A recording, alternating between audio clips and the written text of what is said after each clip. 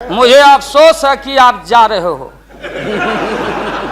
कहीं मेरे चाचा बैठे हैं, गफूर चाचा, कहीं मेरा भाई बैठे हैं नीतीश कुमार, लेकिन धर्म अधर्म की बारी आई है तो आज गद्दा चलाना पड़ रहा है तुम्हारे पीठ पर। हम लोग चिंता मत कर। तो ये जो मन है मत वाला, कहीं हम लोग के गुरु जौहर साहब बैठे हुए हैं, गुरु थे हम लोग के। मुझे अफसोस है, मैं आता हूं कि ये जो मन है माननीय प्रधानमंत्री जी मतवाला, भोला है, ठुमक ठुमक के थिरकता है, चाहे होली हो या कोई हो। जैसे आप थिरक रहे थे और हम कपड़ा फाड़ के पटना में होली गा रहे हैं, ऐसे ही लोगों के लिए ये धरती ज्यों का पृथ्वी खामोश है, वहीं ज्यों का त्यों है। सूफी आए, संत आए, आपके सूफी संत जैसे अडवाणी जी बैठ के उपदेश पढ़ा रहे थे। आपने सोचा नहीं कि आपका सत्यानाश क्या हुआ, किसने किया ये बात। उन दिनों में सूफी आए, संत आए और भटकते इंसान को, मतवाला इंसान को, जो बहन को बहन नहीं समझता, माँ को, दूसरे की माँ को माँ नहीं समझता, दूसरे के बाप को बाप नहीं करता, प्रणाम नहीं करता, तो सूफी और मौलाओं ने कहा कि दौलत, दुनिया, माल खजाना दुनिया में रह जाएगा और मुट्ठी बांध के आया बंदा हाथ पसारे।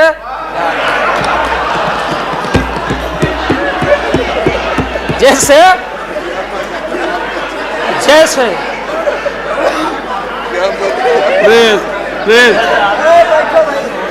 सन 77 में महोदय हम लोग को दिल्ली समझ में आया नहीं।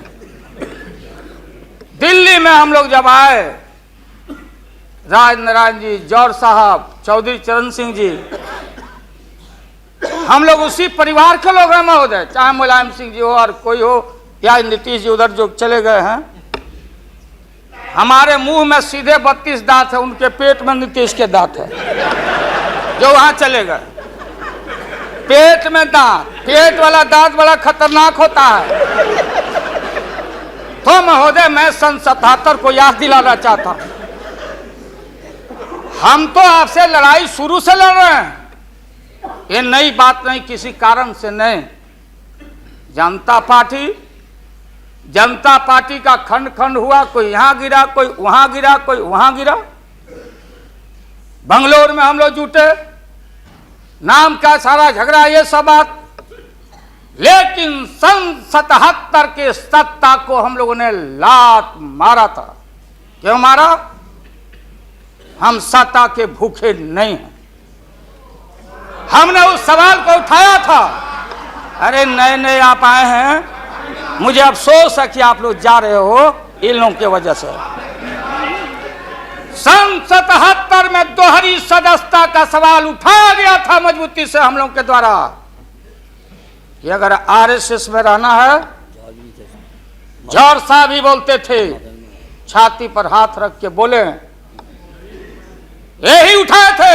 हम तो लोग नए थे,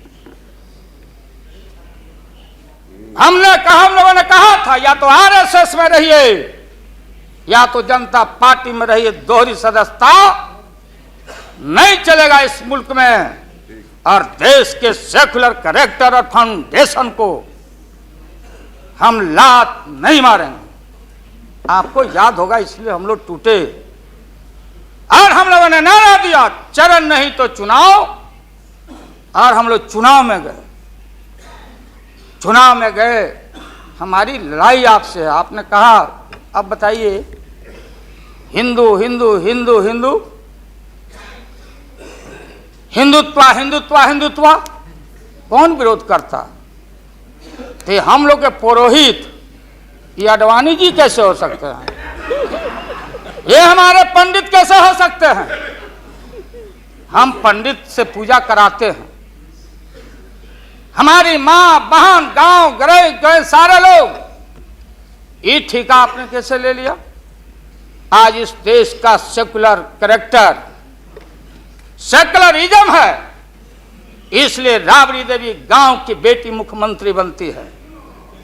देश की एकता अखंडता, जब भारी नाक पर पानी आया तो हमने कहा मीडिया के लोगों को, महोदय, लोगों ने पूछा कि क्या करोगे, हमने एक कैलेंडर कह दिया, क्योंकि लोग रोज बोलते थे दिल्ली में, नहीं जयललिता जी से पैचअप हो गया, लालू मुलायम में लड़ाई हो गई विगत दिनों में, कोई कुछ। अब हम जो है सो कि पहले बोल देते थे, इस बार हम लोगों ने साइंटिफिक तरीका से काम किया ही, समझ लीजिए। क्योंकि साइंस और टेक्नोलॉजी का युग है। आप डंडा पहना छोड़ के अग्नि में प्रवेश कर गए हैं, अब पोखरण में, तो हम लोग भी अब साइंटिफिक तरीका का इस्तेमाल किया है। आप पूछ रहे हैं क्या रूप होगा, क्या रंग होगा? इसमें रंग अजूबा होगा, इस रंग का कोई जवाब आपके पास नहीं होगा। आप जाइए। अभी भी मेरा सुझाव है, हालांकि सुझाव देने का हकदार आपके उम्र के आदमी के लिए हम नहीं योग्य समझते, लेकिन आपने कहा था माननीय प्रधानमंत्री जी, पूरे देश के कांग्रेस के लोगों को विन ओवर करने के लिए, सिंपैथी लेने के लिए, कि नेहरू जी ने कहा था कि अटल एक दिन तुम देश का प्रधानमंत्री बनेगा, आपने कहा था, ये लिखा हुआ है रिकॉर्ड में, आपने कहा था। तो आप एक बार नहीं, आप 2 बार हो गए।